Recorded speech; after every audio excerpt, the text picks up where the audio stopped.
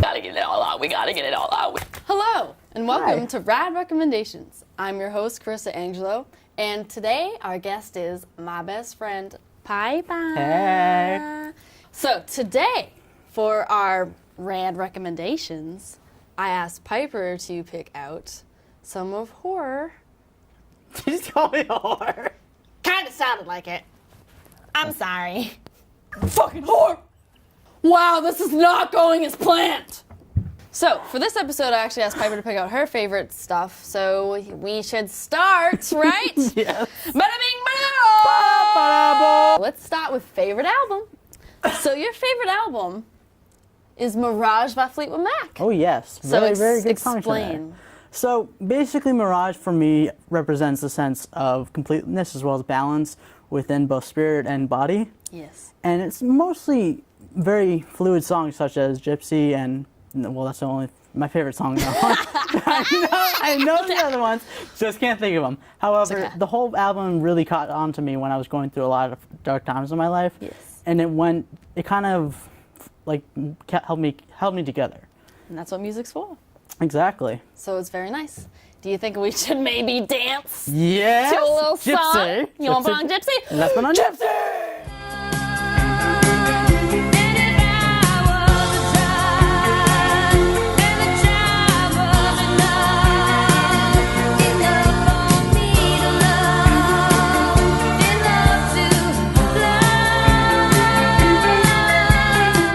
And there you have it. That was pretty cool. So, next is Musician of the Week, and that is Matt Bellamy from Muse. Also one of my favorite musicians. Madness. Wow, that song though. The madness in that, I need to lose. I don't know. What does that mean? His voice, okay, Matthew Bellamy. Is a heartthrobber. Like, His voice is like, it's similar to what I talked about last week, Tom York, in a way. It's just more like except opera. better, much better. It's much more extreme. It's like, It's more intense. it's like I love you. Is that what it sounded like? It It kind of sounds like that. He's like, I need to lose. Oh yeah, it's like that. Like, Yeah. I hate myself. That's more Radiohead's lead singer. No. Just kidding. He's more like a, No, I'm he in is. suburbia and I hate everyone and everyone hates me and I'm going to So, live like like- that. Matthew Bellamy though. There's Matthew Bellamy. Maybe we should actually put on one of his songs?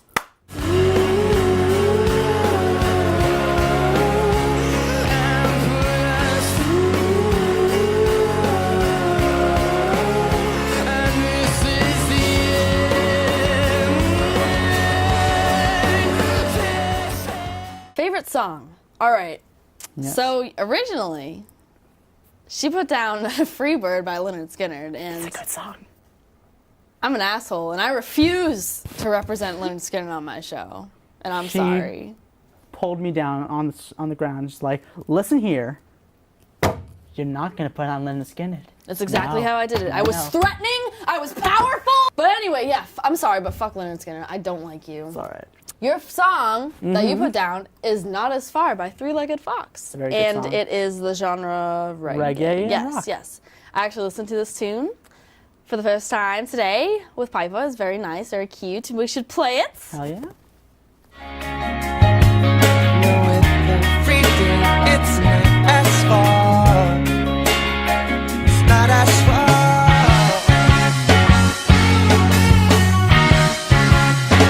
Every chance I get. So, what about this song? Why is this your favorite song? What does it do for you? How do you When feel? it kind of seeks out new possibilities in the future rather than presenting yourself in the past as much as like the unexpected. So let's say you're going through a hard time, just got out of a very serious situation that resulted in negative attributes.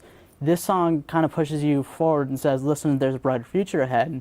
Just you need to keep on So, a trucking. very positive message. It makes you feel like you need to keep in the moment in order to live, as well as stay like fulfilled in your investments and in your goals, in the sense that you need to move forward, even if things are bad. You should write a letter to the band. So, You should be like, yo, Three-Legged Fox. right? Your little talks got me going. Good.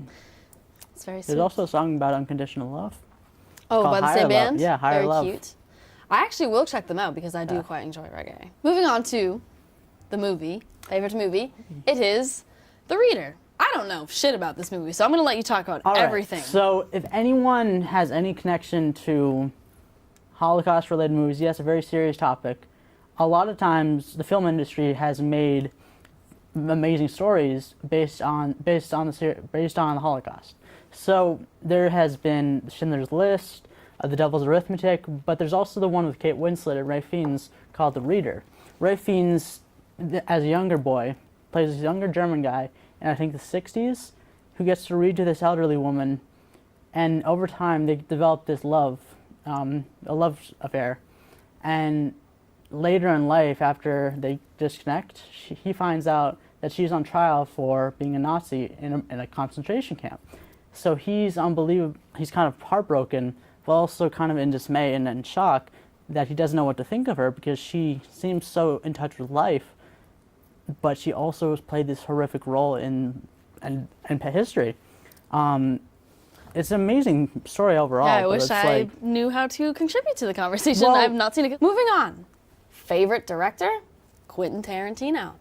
Pretty cool. My boy. Everyone's boy. Most people know him, but he made man. Reservoir Dogs, Inglourious Pulp Fiction, Bastards. Inglourious Bastards, all those like gritty, like long, violent. He's very known for his violence in his movies, which is like, Very good. honestly, I hate violence in movies. Like, I'm not an action movie person. I don't really go for like, unless it's like a gangster theme. Yeah. But his movies, he does it right. He does it in a way that's entertaining. Because he puts and commitment into what he does. yeah, and like, nothing gets me more heated than those interviews with people like, why do you put violence in your movie? It's like, it's a movie, you're allowed to do whatever you want. No, because it You're a doesn't have to director. direct in that manner, but he puts action in the right ways and makes it in Exactly, a he's situation just that's- showing like dark sides of the world, like that shit happens. Yeah, the actual truth about it. Yes, he's just doing it in like the most like, gritty, And like, he also, sorry to interrupt you. oh no, it's totally fine. He also shows like the instinctful manners of people through his characters. Yes. Especially with people like a sense of revenge, spite, resentment for negative traits,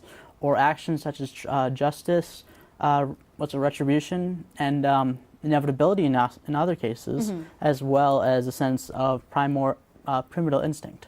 Yeah, and that's why I like him, because like, I feel like every time I watch one of his movies, afterwards I get in a really like bad mood, because it's like, that stuff happens. That's like, and he's this director, like, he's putting all that emotion into it, and it really speaks to his audience. Like, you can feel the emotion in his films. That's true. and he casts the right people. Yeah, he casts very very much good so. people. So That being said, I feel like it's good to address that even with the reality of life being cruel and being really hard, it can be easy at times, and there are various opportunities in life that kind of seep holes of light within a very hard and a dark tunnel, basically. yeah, exactly. That is life. I agree, and that's why I love him. So yeah, Quentin Tarantino. Yeah, We're talking to you. we're locking you, man. If you want to hang sometime, we can. if get you see you this, down. if you come across this, we got the we just best want to hang shit. out. We want to have some tea. Some coffee, Maybe some some- tea, some vodka. When we're of age. When we're of age. Careful what you say. Sorry. I'm just kidding. I don't give a shit. Okay. Anyways, show of the week, Shameless. Honestly, don't know what William this H. is. Macy. So, Shameless is originally based off of a British show. I don't know what the right word is. But there's a U.S. adaptation with William H. Macy, Emmy Rossum or something, and a bunch of other people. It's basically about an inner city, South Side Chicago family, raised by the eldest sister and who are usually spent on. They're a poor family, and So there's a black comedy too. There is. It says it's a black comedy, like Oh as yeah, in, it's like, a dark dark humor. comedy, but it's basically shows realistic situations within everyday life, especially people that are living in poverty or are a lower class. Like there's pregnancy, chance of STDs, addictions, and lack of father figures or mother figures, mental illness, escape, military, arresting, like, all sorts of things. It covers all the things that are like kind of seen as taboo or not talked about as often because it's not appropriate. But in their world, that's what everything is about. That's interesting. And it's like I've heard of it. I just never actually got an opportunity. What channel? It's hard to get into. I think it's online. It's online. Yeah, but it's illegally. I know. Not saying where. Next, we have Actor of the Week. Everyone knows him. Everyone wants to be him. Johnny Depp. Let's talk about Johnny Depp. So, What about, I mean, okay, real talk. This is just that actor that everyone freaking likes, whether it be they're attracted to him, like physically, mentally, spiritually. Intellectually? Yeah, all of it. He just seems so nice, so calm, so Overall, cool. he's And his one of the acting, most genuine actors and people that are possibly out there. Yeah, and it's probably why he can like morph into all these characters because I feel like he has a very good sense of people. At the same time, I feel like he has his own set of demons that he takes care of, and he's dealt with. Of course, so like everyone. And he's kind of shown people like it's okay to be a little dark humored, or it's okay to be weird and strange. And I think his co-worker often or co-actor, Helena. Yeah, Helena. Remember that they said they often play his games to who's the weirder one. And they never win. Yeah. So See, that's why I think can, people like him because he's like, there's this like sexy guy, but he's like bizarre. He's bizarre. And he's also very different. kind though. He's sweet. And that shows that you can be a weirdo. It does not mean you're a bad or like scary person. Like you can be a great guy. You can be a great person. You can be anyone you want. It doesn't define what your background is. Yeah. Your external defines a punk rock person, a raver, a bookworm, a tomboy, or whatever you present yourself as doesn't define you internally. That's a different story, and what you internalize yourself and what you make of yourself and what you make onto other people defines what people see in you rather than just your exterior. See, Johnny Depp, you got us thinking. Go, Johnny Depp, you're the man. Seriously. Yeah. And like, on top of that too, I feel like this is an actor that's, everyone has a favorite movie with him in it. Yeah. And I think that's why so many people like are drawn to him as well because he can pull off all this stuff and he does it well, like every very time. much so. Even when he's in like a flunk movie, like what was that movie that came out like 2 years ago? Dark with the vampire one. No, he was a. Oh, the Indian one. Oh, Yes. Lone Ranger, I think it was. Yeah, I'm sorry. They shouldn't have cast a white person with it. I'm not saying that's bad. No, but they that's shouldn't true. have. They shouldn't have done that, cast but it native. was also a very bad movie. It was a bad movie and it was also very racist. Yeah. And also, like, Twilight actually cast native characters, which I'm not saying Twilight's bad or good. I just don't like Twilight. But they've actually cast native actors to play native characters. Yeah, and I think that's how it should be, honestly. Like, but even so, just that whole thing was bad. But what I was saying was like it doesn't define his career because there's so many other things that can make up for that. Like, and seriously, his own policy in life outside the acting is just phenomenal. exactly. He himself is such a free spirit. It's very. I'm acting like I know him. Like I don't I know him, but like in a sense we do know him, but not everything about him. I mean, yeah, like we can't act like we're like I know you, Johnny Depp, but like people read stuff about their favorite actors, whoever inspires and them, it's etc. okay to look online. up to those certain people. It is. It totally is okay as long as you're not like revolving your entire life around them or trying to be them. That's the other thing. You don't ever want to try someone. to be somebody. That fair warning. You ever heard the song "Stand" by Eminem? You know that song? Listen, stand for Eminem. Stand for Eminem. Actually, it's about this fan who was so committed to Eminem that he actually bleached his hair and ended up. Yeah. Oh, the crazy guy. He was so obsessed with Eminem, and then because he didn't answer, there was a situation where it ended in tragedy. Next on the list, book of the week. It is Complete Book of Astrology by Chris Brent Riska. Oh, real quick before I forget, each week I write a little message on my mug. It says, deal with it. Oh yeah, deal with every part of us. Deal with the fact that this show is going to be a little bit different every week, so this may seem random, but... Oh, there we go, Scorpio.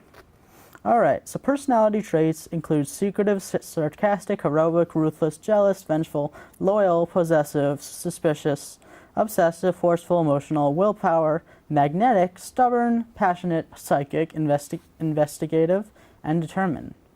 However, every time you see a Scorpio, and it's especially the women, Scorpio females, they give off this piercing gaze, really, honestly, you can't get over that.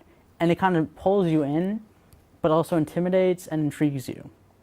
So Scorpios are often known for hiding mystery and being the ones behind the scenes and knowing what goes on. But what things people don't understand is once you are in the Scorpio's life and they open up to you, their ugliness and their real sides, you're either with them for life or you're not with them at all. Well, this is the Aries symbol, the ram. Yes, I'm going to read fire. pipes. Okay. Major strengths. Leadership, confidence, courage. I can say you're very courageous. You'll just walk up to anyone and talk to them. I do. It's a little bit embarrassing sometimes. Major challenges. Impulsive, impatient. Limit follow through. Very much so. Let's see. I don't know this book very well. I'm sorry. Wait, what were you reading from? You had so much more information. I knew more information. Oh, you were on this page. You little bitch. How to spot an Aries. Here we go. Scar on head or face. I got the Harry Potter scar going on here. Actually, I got a scar here. That's weird. See, that's when I'm like, astrology really now? You're going to say that everyone that's freaking born in that time has a I got scar. the Harry Potter scar somewhere. Okay, element is fire. That was oversensitizing it. Body areas, head, eyes, and face. Very much in that general. The jawline's often pointed. Gemstone is a diamond. I got the hottest, most popular. Color is red. I like red. Key phrase, I am. I Key am doing word, this. initiative. Very good. Personality traits, assertive, aggressive, leader, dynamic, pioneering, confident, risk taker, impatient, energetic, adventurous. Okay, I'm sorry, but real talk, impatient and energetic. Yeah. Hardcore. Yes. But I'm really patient, so I can deal with the fact that you're impatient. So it's not a big deal. I know. I love you. I don't care. I'm very patient, like real talk. Let's see. Famous people that are Aries. Lady Gaga. Rosie for one. O'Donnell. Oh, come on. But yeah, Lady Gaga. Quentin Tarantino! Oh! Quentin, even more the reason to chill with us. You know, that was really bad on my part. The Aries reading was not as accurate as yours. So I think we need some intense reading from this. Oh, yeah. I think we should have a little moment, a little thing.